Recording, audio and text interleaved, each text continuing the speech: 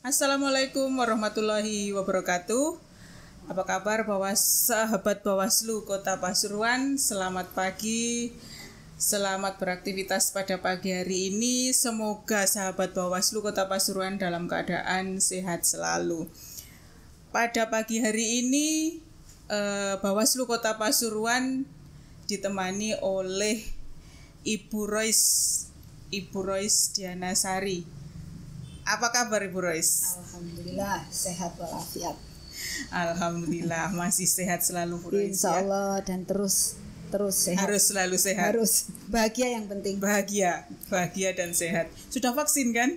Alhamdulillah sudah. Sudah vaksin 2 kali. Alhamdulillah. Ibu Rois Diana Sari. Ibu Rois ini adalah Ibu Ketua KPU Kota Pasuruan. Ibu Rois sebagai ibu dari berapa putra-putri Ibu Rois? Alhamdulillah hasil kebahagiaan kami berdua bersama suami, 2 orang putri dan putra sudah besar-besar. Alhamdulillah juga semuanya semoga sehat.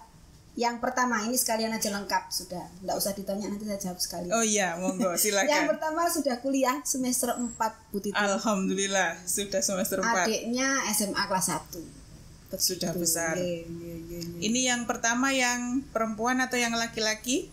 Perempuan terus laki-laki. Oh lengkap berarti lengkap. Sudah. Tidak nambah lagi Bu Rois?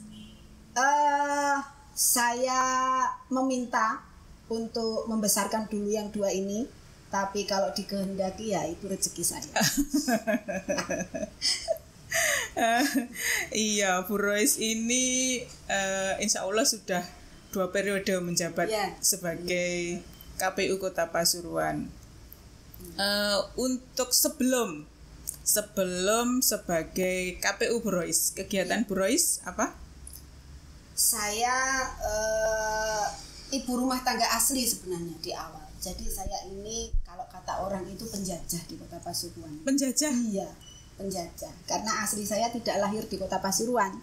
Saya lahir di kota kecil Jawa Timur di Tulungagung sana. Oh, Tulungagung ya, asli. Istilahnya ikut jago. Kemudian saya menjajah Kota Pasuruan karena jagonya ada di sini. Begitu. Kemudian saya fokus di mengurus anak dan suami. Kemudian ada rasa ingin mengaktualisasi diri lebih. Saya mencoba masuk organisasi. Di situ kemudian saya terlatih untuk berkegiatan, berlatih bicara mungkin, berlatih ngomong, berinteraksi dengan orang. Kemudian saya mencoba mendaftar di kepemiluan. Waktu itu saya awali di tahun 2008, saya mencoba masuk di PPK Kecamatan Purworejo. Dan alhamdulillah diterima. Mulai dari situ kemudian saya kok merasa nyaman berada di lingkungan kepemiluan per KPU-an. Akhirnya 2009 saya mencoba mendaftar di KPU Kota Pasuruan, tapi kayaknya belum diizinkan. Kayaknya saya harus menimba ilmu dulu. Saya kembali lagi ke PPK sampai kemudian tahun 2014 saya mencoba mendaftar, diizinkan masuk di KPU Kota Pasuruan. Berarti mulai periode 2014. Ya, 2014 sampai dengan 2019. Ini periode yang kedua. Periode yang kedua saya mencoba lagi karena memang jatah kita kan 5 tahunan ya Bu.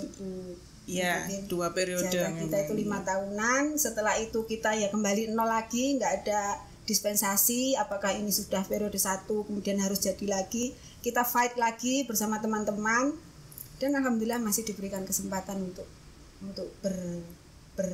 menyumbangkan sedikit tenaga dan pikiran di kepemiluan. Iya. Nah, ini Bu Rois ini kan sebagai ketua KPU. Terus posisi Bu Rois adalah sebagai seorang wanita atau sebagai seorang perempuan. Nah, KPU ini sebagai penyelenggara kepemiluan, di mana pekerjaan itu biasanya adalah dilakukan seorang laki-laki yang sebetulnya seorang perempuan juga bisa. Kita sama-sama perempuan, kita buktikan bahwa kita juga bisa. Nah, hidup perempuan. Nah, sebagai ketua, apalagi kan menjabat sebagai ketua. Nah, ini gimana Bu Rois? Ya. Apakah ada mungkin berat atau mungkin dari sisi keluarga ada yang, karena sebagai ketua ini otomatis harus aktif selalu di kantor, selalu mengoreksi semua pekerjaan yang ada di KPU. Nah, ini bagaimana Bu Rois? Yeah. Alhamdulillah Bu Titin, ya, kita diciptakan sebagai perempuan. Karena ternyata perempuan itu lebih kuat dari laki-laki. Oh gitu. Nah, iya. Nah, sampai kemudian muncul istilah multitasking. Itu hanya dimiliki oleh perempuan, bukan laki-laki. Nah, maaf. Ini untuk para laki-laki sementara berhenti dulu. Iya, berarti pertanyaan berat itu sebenarnya tidak karena ada. Ternyata perempuan itu sudah mempunyai bensin awal, ya, mempunyai kemampuan awal dibanding laki-laki dengan multitasking itu. Contohnya misalnya, kalau ibu ini jadi bicara masalah perempuan ini. Kalau ibu itu ketika kita masak itu kita masih bisa gendong anak, kita masih bisa mikirkan nyuci baju, kita masih bisa mikirkan nanti bayar listrik. Atau kalau lagi ngantar anak itu bisa disamping bayar listrik, bayar ini, beli itu. Tapi kalau bapak itu ketika diminta untuk ngantar anak, ya sudah ngantar anak selesai.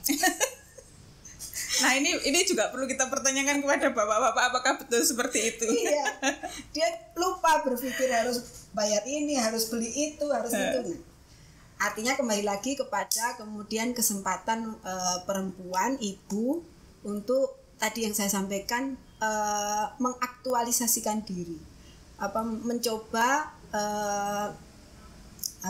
mengambil kesempatan lain di luar tugas utamanya, di luar kodratnya sebagai wanita yang memang harus mendidik anaknya, kemudian menjaga rumah tangganya dan lain sebagainya. Nah, apakah ini berat? Itu kita wajib, kalau memang sudah diinginkan dan diniati, itu tidak boleh mengatakan bahwa ini satu beban atau berat. Kalau sudah dimulai dengan apakah ini beban, apakah ini berat, mundur saja. Jangan mendaftar. Iya betul. Jangan mengambil pekerjaan itu. Jadi saya nikmati saja. Aktivitas di luar rumah saya. Yang utama adalah izin dari suami sebenarnya. Ya, tanpa izin dari suami, saya tentu tidak akan mengambil kesempatan ini.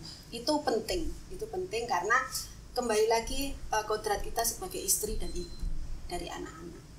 Setelah mendapatkan izin dari suami, kemudian bagaimana kita bertanggung jawab antara membagi keluarga dan pekerjaan. Kalau di saya mungkin saya beraktivitas setelah anak-anak saya sudah mandiri, sudah usia-usia tidak dulang lagi istilahnya, ya. Jadi kemudian saya bisa membagi benar-benar pikiran tenaga saya untuk keluarga dan pekerjaan. Nah, KPU ini aturannya adalah bekerja sepenuh waktu. Ini yang pertama kali ketika saya mencoba mendaftar, itu yang pertama kali ditanyakan adalah bekerja sepenuh waktu. Apakah ibu mampu bergabung bersama kami dengan syarat bekerja sepenuh waktu? Ketika saya menjawab siap, artinya saya juga harus bertanggung jawab. Bagaimana bekerja sepenuh waktu itu juga tidak meninggalkan perhatian kita kepada anak dan suami. Begitu Mbak, ya. Ini kalau sisi waktu, ya, dari sisi waktu Bu Rois sanggup lah, sudah diniati sejak awal, sudah di izin ke suami untuk waktu, pembagian waktu dan sebagainya, sudah ada kesepakatan dengan suami. Nah, sekarang sebagai seorang wanita atau seorang ketua KPU perempuan, ini kan kadang ini banyak dari sisi luar, dari mungkin dari LSM kah, atau dari mahasiswa kah yang kadang demo, atau kadang apa aja yang sepertinya mengoreksi atau bertanya tentang pekerjaan KPU atau mungkin pekerjaan tentang kepemiluan, atau mungkin kalau menghadapi yang masyarakat demo yang teriak-teriak. Nah ini kan kadang kan kalau sudah demo ini kan mereka agak ngototnya ini gimana Bu Roy sebagai seorang perempuan menghadapi ini? Yeah. Alhamdulillah saya juga merasakan yang seperti itu. Tapi pada prinsipnya sebenarnya Bu Titin, Kota Pasuruan ini syukur alhamdulillah saya selama berada di kepemiluan ya, mulai dari PPK kemarin sampai sekarang. Itu yang katanya Kota Pasuruan ini masuk daerah Tapal Kuda, masuk daerah panas. Bahkan dulu di awal-awal 2015 itu zonanya merah, masuk zona merah Kota Pasuruan itu. Kemudian bagaimana ini, gitu kan? Bagaimana ini, mampu nggak? Kembali lagi keyakinan saya saya sandarkan sebenarnya kepada Allah sudah. Ini kalau saya pertama sudah niat, kemudian dapat izin dari suami, tentu saya akan didukung. Nggak mungkin ketika tidak didukung oleh tidak dapat izin saya tidak didukung, nggak mungkin. Itu kekuatan saya awal. Ketika saya keluar rumah, kemudian saya berdiri di depan menjawab demo itu, saya sudah punya separuh kekuatan. Selanjutnya pasti saya akan dibantu oleh teman-teman sekitar. Dan itu menjadikan saya bisa berdiri tegak di sana. Kemudian yang berikutnya tentu kemampuan ya, ilmu itu harus kita tambah. Nggak mungkin kita tidak punya ilmu cukup ketika menjawab demo itu nggak mungkin. Harus ilmu itu harus kita tambah. Jadi apa sih yang ditanyakan, kemudian kita bisa jawab secara regulasi, secara aturan. Begini, insya Allah yang bertanya itu sebenarnya mengerti, tapi karena satu dan lain hal dia harus tampil di sana dan dia harus berteriak, mungkin ya nggak apa-apa, itu kan bisa kita lalui bersama-sama gitu. Iya, mungkin juga dukungan dari sesama teman di sesama komisioner di KPU, semua anggota KPU ini juga sangat dibutuhkan Mbak Rois ya, karena kebersamaan inilah yang sebenarnya kan bukan hanya ketua saja yang maju, tapi kan kebersamaan dari sebelumnya semua. Jadi sebelum itu Bu Titin ada beberapa memang di 2015 itu syukur alhamdulillah overall pilkada 2015 itu aman.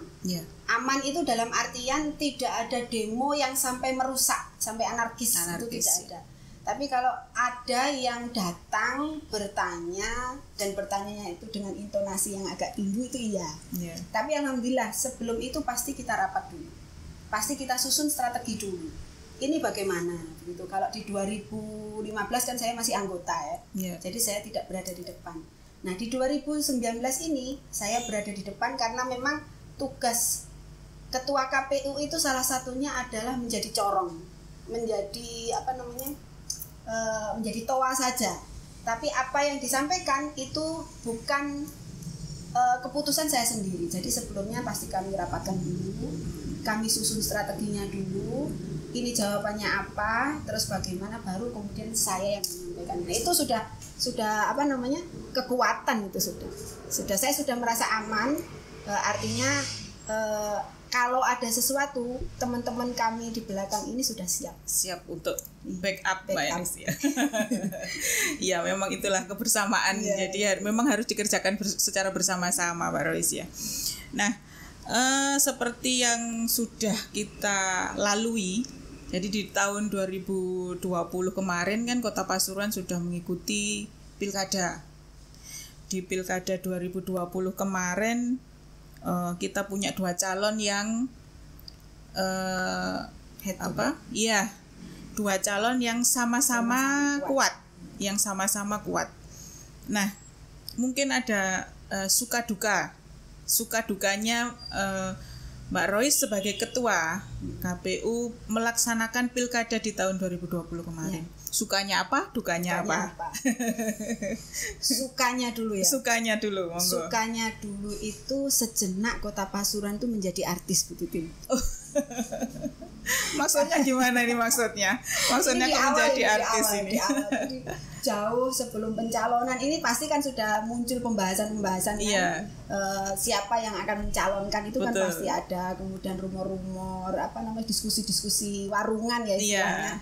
Itu sudah muncul. Nah, mengapa jadi artis? Karena sudah muncul ini nama Gus Ipul. Nama Gus Ipul itu kan dulunya Pak Menteri, kemudian pernah menjadi wakil gubernur ya. 2 periode lagi. Terus kemudian ini sudah ada suara-suara ingin mencalonkan di Kota Pasuruan. Ini jadi pembicaraan ini. Apalagi di teman-teman KPU. Ini sudah menjadi pembicaraan dan menjadi atensi. Berbeda dengan misal ya, ini tidak sombong ini. Kabupaten kota yang atau kalau kemarin Trenggalek itu Pak Emil itu juga jadi perhatian karena ini. Nah, itu salah satunya. Kemudian setelah itu juga akhirnya ada dorongan bagi kita KPU Kota Pasuruan ya seluruhnya itu harus mempersiapkan sedetail mungkin. Ini tokoh besar yang bertarung atau berkompetisi di Kota Pasuruan. Kami harus menyiapkan lebih. Ini bagaimana? Segala antisipasi kita hitung. Segala antisipasi bersama kami ya di komisioner kelima komisioner, sekretaris dan tim sekretariat. Itu kita hitung karena lawannya adalah incumbent. Itu tadi benar kata Bu Titin bahwa ini orang sama-sama kuat. Incumbent itu kan juga sudah memerintah Kota Pasuruan walaupun tidak genap 5 tahun, tapi pasti sudah ada juga yang merasakan plus dan minusnya. Jadi juga punya kekuatan. Kemudian Gus Ipul tokoh besar yang punya kekuatan. Ini bagaimana? Itu kita hitung. Kita coba map bagaimana ketika begini, bagaimana ketika begitu. Dalam artian KPU Kota Pasuruan harus punya independensi yang kuat, punya integritas, kapabilitas dan lain sebagainya yang itu memang kita dituntut oleh KPU ya. KPU tidak boleh memihak. Itu yang kita terus diskusikan di KPU. Ini bagaimana nantinya? Saya kira itu persiapan itu suka apa duka itu? Nah itu menurut Bu Rois apa itu, suka atau duka? Kalau intensitas pekerjaan saya lebih tidak memilih itu duka walaupun di detik-detik kita di menit-menit hari-hari kita menjalankan tugas itu berdarah-darah istilahnya. Waduh, ini kok agak artinya kita harus pulang malam, gitu kan? Kita harus diskusinya sampai panjang. Itu saya tidak melihat sisi dukanya. Bahkan saya tidak sepakat kalau itu dibilang duka, karena itu bagian dari tugas. Dukanya apa Bu Titin ya? Sebentar, saya harus mengingat-ingat dukanya. Ya dukanya ini ya, nggak ada Bu Titin dukanya. Nggak ada dukanya. Saya anggap itu kerikil-kerikil itu ada, nggak mungkin enggak. Artinya demo, kalau itu disebut demo itu konotasinya kalau demo itu kan orangnya banyak, kemudian anarkis. Ini enggak, bertanya ke KPU, kemudian tadi saya sebutkan mungkin intonasinya agak tinggi. Nah, itu pun saya tidak mengkategorikan dalam duka. Itu tanggung jawab yang harus kita selesaikan apapun, walaupun kemudian harus menjelaskan satu-satu runtut aturannya ini Pak, ini kedua pasangan calon sudah melakukan sesuai aturan ini walaupun itu harus berkali-kali kita menyampaikan kepada yang bertanya. Ya itu satu kewajiban. Jadi memang tidak ada semuanya seperti suka semua Mbak Rois ya. Jadi mungkin ini juga salah satu salah satu keuntungannya sebagai seorang perempuan, sebagai seorang wanita itu mungkin kelebihannya adalah kesabaran dalam menghadapi semua apa yang jadi kalau ada teriak kita karena tetap Kota Pasuruan ini perempuannya dapat 2, beda dengan 2014 2019 itu perempuannya hanya saya satu. Satu saya malah di sana itu disebutkan iki lanang kabeh iki gak ono. Nah, sekarang ini keuntungannya ada dua, namanya Bu Helmi. Oh iya. Dia berada di divisi teknis kebetulan. Kebetulan Jadi, di teknis. Nah, itu yang apa namanya? Berkecimpung di pencalonan. Nah, Iya. akhirnya cair komunikasi itu cair. Jadi yang bertanya itu menteleng begitu ya kita berdua jadi intonasinya agak turun sedikit. Nah, ini mungkin salah satu keuntungannya kalau ada wanitanya itu mungkin. Tapi itu bukan sudah. berarti begini ya, bukan berarti kemudian kita menggunakan sisi keperempuanan Iya. untuk apa mengambil keuntungan, bukan. Ya itu saya lebih sepakat karena perempuan itu mungkin lebih sabar. Kemudian apa namanya, istilahnya kalau orang laki-laki itu harga diri, misalnya berkelahi itu jangan sama perempuan kan gitu. Iya. Nah, kalau sama perempuan itu kan menang, apa istilahnya orang Jawa itu, Gak gentle lah, gak gentle lah gitu ya. kondang, kalah nyisin-nyisini kan gitu. Ya itulah artinya kita tetap profesional, Iya. tetap profesional, dan ilmu regulasi itu yang penting yang harus kita pahami bareng. Ya betul. Ya semua kalau kita berdasarkan regulasi itu memang lebih aman. Nah itu tadi kalau 2020 yang sudah berlalu. Nah sekarang kita sudah masuk ke 2021, ini acaranya adalah persiapan ini. Karena di 2021, 2022, 2023 ini tidak ada pemilu sepertinya. Nah, sepertinya. Nah, ini sepertinya akan ada lagi itu di tahun 2024. Ya. Nah, ini sebetulnya masih ancang-ancang sih, ancang-ancang, tapi kan persiapan mulai sekarang itu sudah ada persiapan atau mungkin apa yang sudah disiapkan KPU untuk di tahun 2024 nanti, atau mungkin di 2023 kalau misalnya 2024 nggak jadi lah atau gimana, kan biasanya di 2023 ini ada pilgub untuk Jatim. Nah itu apa persiapan yang dilakukan oleh KPU sekarang ini, Mbak? Ya, terima kasih Bu Titin. Kayaknya kalau saya terakhir baca di Undang-Undang nomor 10 tahun 2016 ya, kalau pilgub kan masuk pilkada ya, undang-undangnya kan masih pakai Undang-Undang nomor 10 tahun 2016. Di pasal 201. Apal ini? Enggak, ini enggak hafal juga. Antara 201, insya Allah kalau nggak salah ya saya. Itu di sana disebutkan pemilu dan pemilihan serentak itu berada di tahun 2024. Jadi kayaknya sudah kalau undang-undangnya tidak dirubah, ya pemilu serentak itu ada di 2024. Memang sudah ada di undang-undang. Jadi tidak di 2023 dan 2022. Kecuali undang-undang itu dirubah. Jadi sementara kita persiapkan di sana. Nah, sekarang ini kita lagi belajar Bu Titin. Kita lagi diskusi saja. Sambil juga kita melakukan kegiatan internal yang berkaitan dengan KPU Kota Pasuruan. Ternyata itu kata orang nandangi opo KPU itu ndak pemilu. Ternyata saya pulang sore itu loh kok mulia sih pacet sore. Ada banyak kegiatan internal yang harus kita penuhi berkaitan dengan tugas dan tanggung jawab kita selaku aparat negara ya, kalau bilang ya, saya aparat negara termasuk kita ini walaupun komisioner hanya 5 tahunan, tapi kita punya kewajiban pertanggungjawaban kepada negara bahwa kita menggunakan uang negara untuk kegiatan KPU. Di situ juga termasuk dengan sekretariat ASN, itu juga ada banyak yang harus dipertanggungjawabkan, yang harus dilaporkan kepada negara tentang keberadaan sekretariat dan komisioner secara keseluruhan. Nah, di samping itu kita sambil berdiskusi membaca ulang Undang-Undang 2019 kemarin yang berkaitan dengan pemilu. Kalau yang pemilihan kan masih anget, masih ingat di ingatan kita.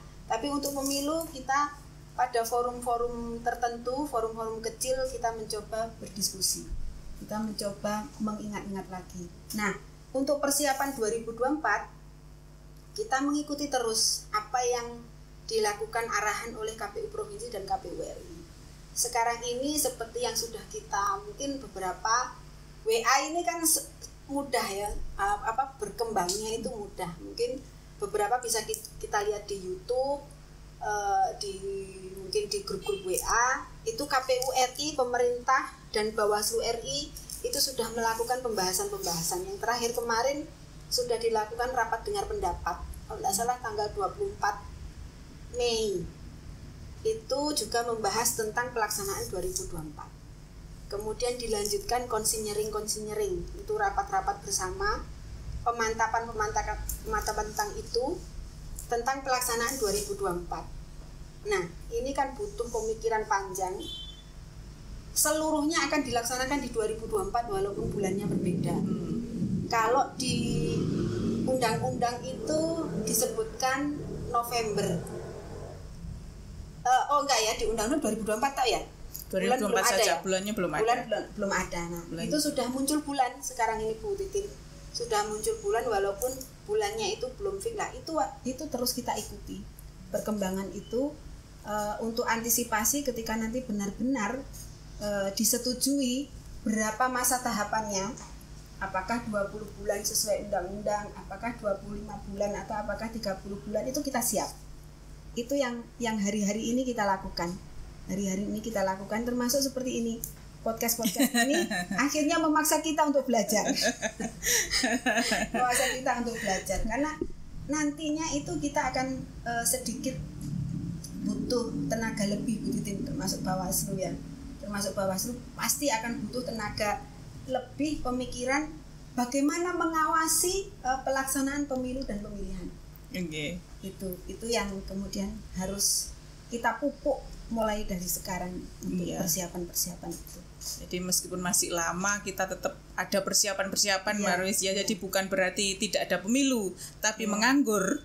Tapi kita masih ada persiapan di tahun 2024 termasuk daftar pemilih berkelanjutan. Betul. Ya kan, itu Mbak? Pasti itu yang jelas maksudnya.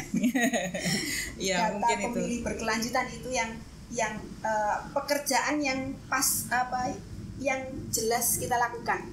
Itu berkala Bu Titin. Tiap bulan kita melakukan rekapitulasi, 3 bulan sekali juga kita melakukan rekapitulasi yang nanti juga melibatkan Bawaslu di dalamnya. Oh iya, okay. Kita lanjutkan kembali Mbak Rois tentang daftar pemilih berkelanjutan tadi ya. Saya agak tertarik ini karena juga Bawaslu ikut mengawasi ini tentang daftar pemilih berkelanjutan. Daftar pemilih berkelanjutan itu kegiatan yang harus terus kita lakukan. Itu yang saya sebut tadi itu jelas itu wajib kita lakukan, wajib kita laporkan tentang pemutakhiran data pemilih. Jadi kita ini tetap dapat perintah-perintah dari KPU Provinsi dan KPU RI tentang kegiatan pemutakhiran data pemilih melalui daftar pemilih berkelanjutan itu kita lakukan dan kita terus berkoordinasi ya Bu Titin tentang itu.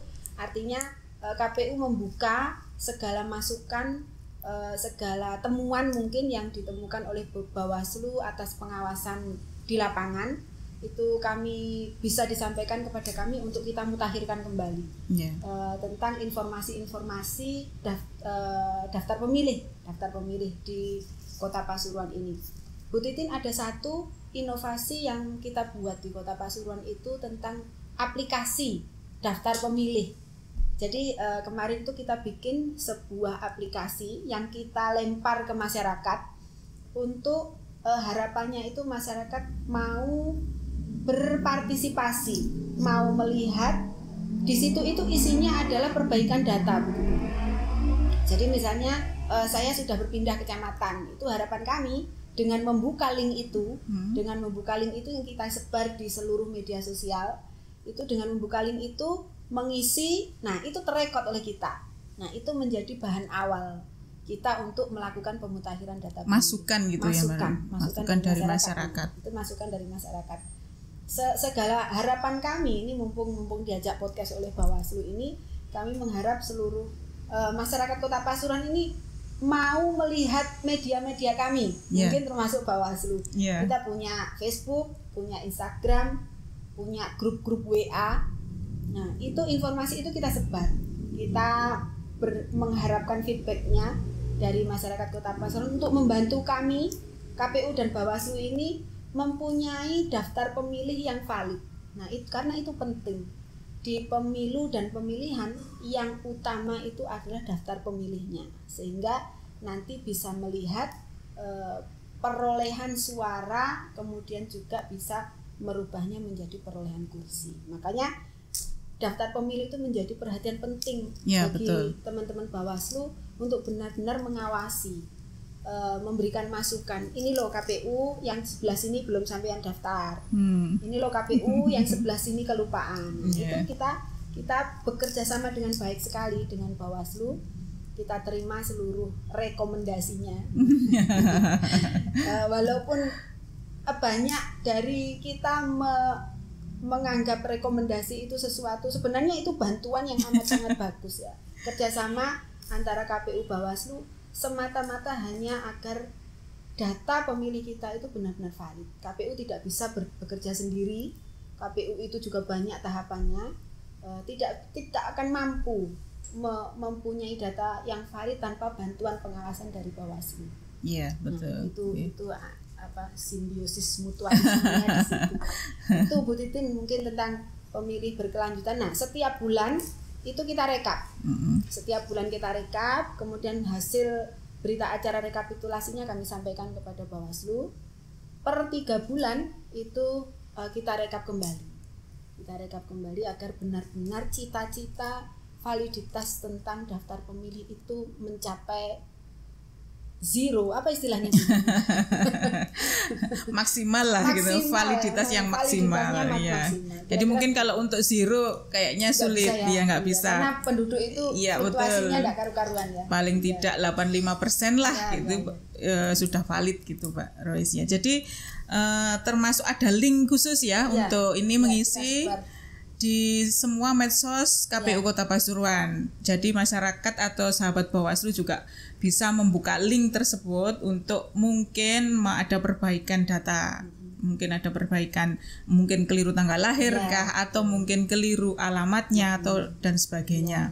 Nah, seperti juga Bawaslu juga ikut juga mengawasi dalam rangka mengawasi daftar pemilih berkelanjutan ini, kami juga berkeliling Mbak Rois. Jadi Mbak berkeliling ke kelurahan-kelurahan untuk kami menyisir, nanti kami berikan masukan kepada KPU untuk perbaikan data pemilih itu termasuk itu. Nah, sedikit lagi nih Mbak Rois. Mungkin ada beberapa pesan untuk sahabat-sahabat Bawaslu ini kan, mungkin dari sisi KPU. Ini untuk sahabat-sahabat Bawaslu ini apa pesan-pesan Mbak Rois tentang pengawasan kah, atau mungkin tentang pandemi kah, atau tentang apa saja? Biasanya ini yang milenial inilah yang biasanya yang paling getol lah untuk sosialisasi ini. Terima kasih Bu Titin. Pesan ini mungkin secara umum kami sebagai penyelenggara, teman-teman KPU Kota Pasuruan, bahwa sebagai penyelenggara kami KPU dan Bawaslu tentu amat sangat mengharapkan partisipasi dari seluruh masyarakat, khususnya Kota Pasuruan. Jadi tonton terus media-media kami ya Bu Titin ya. Artinya sosialisasi itu sudah mulai sekarang. Ini salah satu contohnya itu kita lakukan kepada agar menjadi informasi awal kepada seluruh masyarakat Kota Pasuruan tentang adanya pemilu dan pemilihan, karena sampai hari ini yang paling konstitusional pergantian pemimpin itu masih dalam pemilu dan pemilihan. Jadi mau tidak mau, benar salah dan apapun sebagainya, KPU Bawaslu sebagai penyelenggara pemilu dan pemilihan itu tetap wajib mempunyai tugas untuk menyampaikan seluruhnya kepada masyarakat Kota Pasuruan. Kemudian pesan kepada pengawasan, tentu koordinasi yang baik itu yang kita harapkan, ngobrol, kemudian sharing, masukan itu tetap kami harapkan, karena tujuan kami ini sebenarnya adalah sama, sama menjaga demokrasi khususnya di Kota Pasuruan ini berjalan dengan lancar dan benar. Nah, itu cita-cita paling tinggi. Maka dari itu dibutuhkan penyelenggara dan pengawas. Nah, kalau hanya penyelenggara saja tentu akan timpang. Ketika adanya pengawas itu, ketika kami selaku penyelenggara teknis itu ada sedikit kelalaian, misalnya kelupaan atau ketinggalan, itu ada pengawas, bagian pengawas yang mengingatkan kami bahwa sampean kurang ini, kurang itu. Maka yang pesan yang kami sampaikan adalah koordinasi itu bisa berjalan dengan baik, komunikasi itu lancar, dan kemudian kita masing-masing bisa membuka data mana yang kurang atau mana yang kelebihan gitu. Jadi akhirnya nanti bisa menjadi satu frekuensi. Mungkin itu. Kemudian tentang pandemi, tentu pandemi itu menjadi concern kita semuanya karena ternyata sudah 1 tahun lebih ya Bu. Betul, sudah 1 tahun lebih. Maret insya Allah ya, Februari. Nah, ini bukan saja dilanda oleh Kota Pasuruan, seluruh Indonesia bahkan seluruh dunia. Maka ini pesan secara umum, tetap menjaga kesehatan dengan cara cuci tangan. Itu pasti dulu itu cuci tangan itu kalau mau kita akui tidak menjadi kebiasaan kita ya Bu Titin ya. Sekarang ini tiba-tiba menjadi rutinitas kebiasaan yang kalau tidak cuci tangan itu tidak enak. Kemudian memakai masker atau menjaga jarak karena kita masih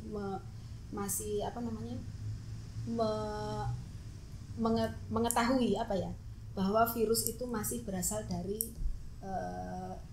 percikan-percikan ludah itu. Maka itu perlu. Yang penting adalah optimis, kemudian tidak gampang parno.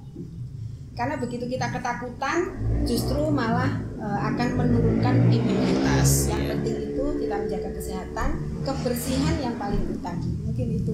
Iya. Kayaknya sudah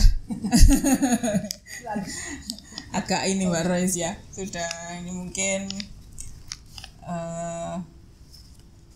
obrolan kita kali ini memang sebetulnya pengen agak lama lagi. Lebih lama lagi. Nanti kita yang undang. Siap. Monggo silakan nanti gantian. Ternyata juga di KPU Kota Pasuruan juga sudah siap untuk karena ini media podcast paling efektif untuk masa pandemi ini. Iya, betul.